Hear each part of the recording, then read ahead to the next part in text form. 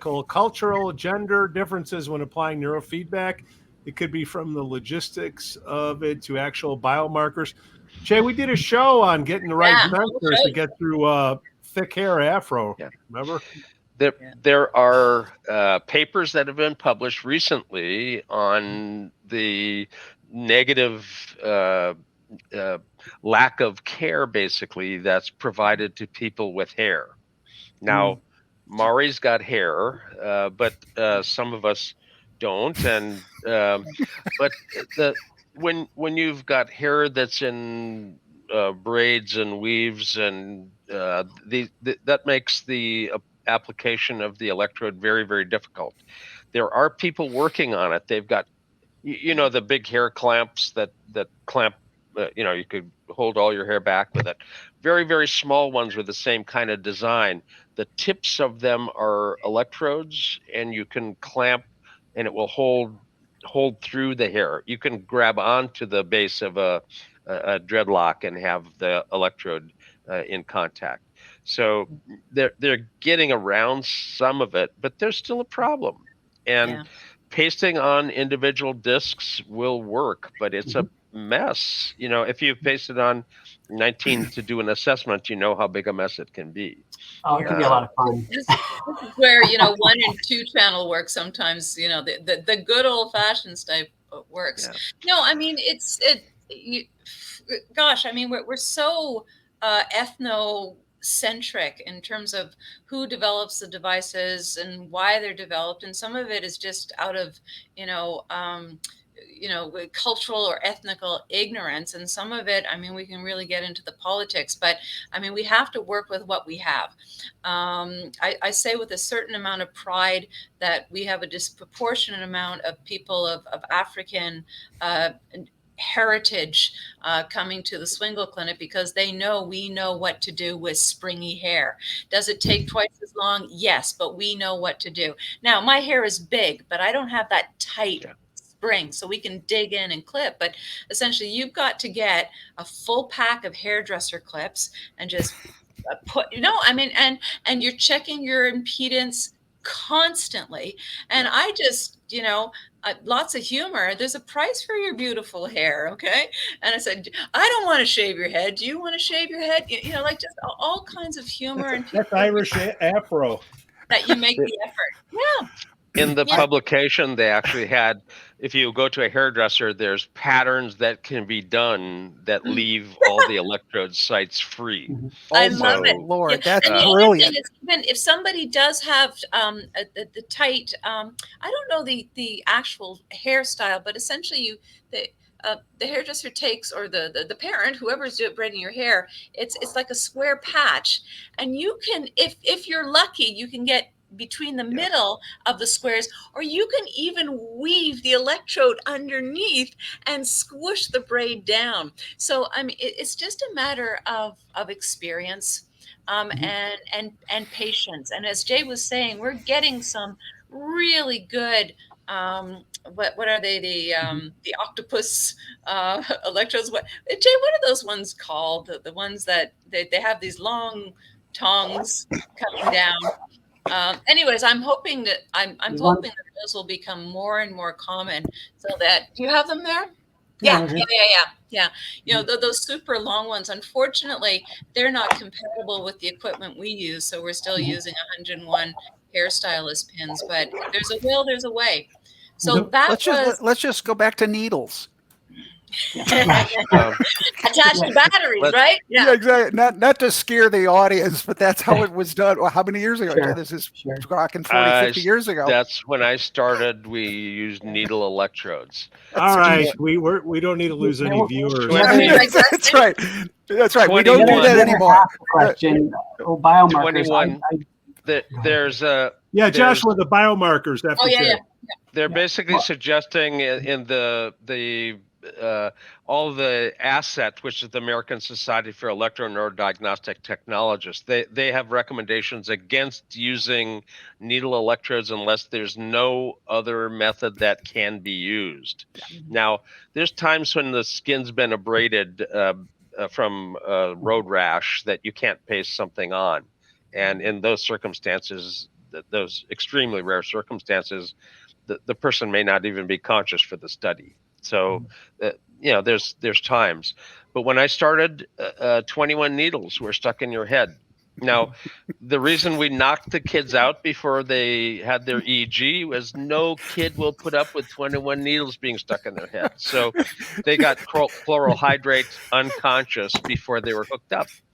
Now, Okay, we're going to be what kind of banned. an EEG Pete- are yeah, you going Pete- to get out of Needles somebody in the head. sedated unconscious? Yeah, So Pete we don't do it desperately anymore. wants to change the subject. Pete desperately wants to change. We're losing viewers. They're like, There's no edit here. Poor Christian was like, There- "That's crazy." I Let's know. go to Let's Joshua. talk about gender They're- then. Let's just go They weren't the smoothly good into old another days. They were the bad old days. They were the bad old you know. days, exactly. Yeah.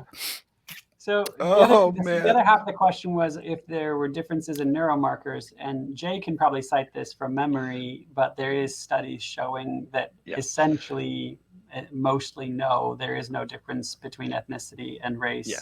Between That was a neuromarkers. big question early in the QEG days. Frank Duffy, Roy John, all of them got together and said, we need to go out and study this. Where are the possible different people? Well, maybe the Aleutian Islanders, maybe the Aboriginals here or there, the Pygmies in Africa, various racial groups and so forth. And they went hunting for various folks that would possibly be different. And what they found is that a normal brain without trauma or meds or whatever is a normal brain is a normal brain. And there's no racial or cultural difference that's significant. Now, that was using a few people to judge against a large database. If you're really looking at statistics, you have to have a similar size to compare two groups. So now that they have full databases collected in Switzerland and Russia compared to the database in South Korea, there's subtle differences, but normal is generally still normal. The event-related potential in the Swiss-Russian database has more left side processing. The Koreans have more bilateral processing, but the latency and everything for the event-related potential gets there. And it's not like their P300 is late or early or something. There's different styles of processing, but there's no racial or cultural differences that are What about significant. gender? Yeah, I was just going to say before we go gender- to gender, if I can jump Gender in differences are. Yeah, if I could jump in a little bit in terms of, and maybe get ourselves in trouble a little bit. But first of all, there's no such thing as race. Okay, we've got one race. What we're talking about is, if at best, ethnicity.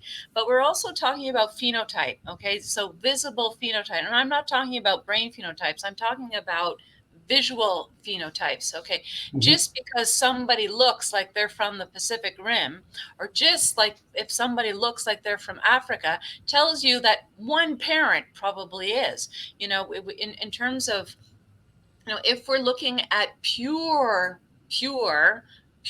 if we want to get really into negative terms of race, versus mutts, or mixed races. Most Caucasian individuals, we're all mutts. We're these incredible mixes.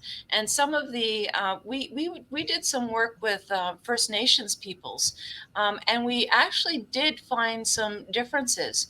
But it's kind of really, really sad and very true that we're not sure whether this is about genetic purity or horrible shared traumatic experience, right? And how can we write on this? I mean, talk about a huge, it depends. So we have these vigilant signatures that if you look that not too many generations back, you have a very, very pure race of individuals who were hunters. That would make sense. But that also makes sense for a population that was subjected to horrible traumas. So we can't talk about this. We just don't know. Anybody else want to chime in on that one? I mean, it's very political, but I think we need to go there. No, I think you're spot on. We don't know. I mean, we all have to be comfortable. Obviously, we all work in the brain space, and we all go, "Yeah, we know a lot." Yeah, there's so much more to know. Good Lord, Jay has held forth on this endlessly, and is, of course, 100% correct. We know what we know, and there's a crap load we don't know. Yeah. And it's hubristic to think we can start making these wild, pronouncements about cultural identity and heritage and biomarkers. It's silly. Come on, you're right. We're one race. Historically, the databases were all male and female combined. Exactly. Yeah. And they looked for the normative mean and standard deviation for the age range, and that was it. The Koreans, when they were setting up to do their database collection, I advised them that they shouldn't listen to me, but they did anyway. And I told them that it was going to take twice as much work, and they did it anyway. Good. Collect totally separate databases for male and female. And you can't take a normative database and cut it in half and have a full-size database. So you have to collect 2 full-size normative populations. And they did that extra work. And thank goodness the obvious differences between male and female structures of brains on the average end up panning out to actually have differences, because if I would have made my dear friends work twice as hard for no reason, I would have felt bad. But it worked out that there is, in fact, a difference between male and female dramatically during the developmental trajectory. And then again, 45 years old on up, males and females separate really dramatically.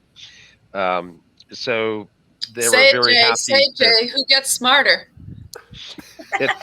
It was important to see the difference, because NIMH has said we now have to actually not just study males for drugs. They have to bring in males and females. And if you're using a normative database, you should have one that's appropriate to the gender of the person that you're working with. Yeah. Not a unique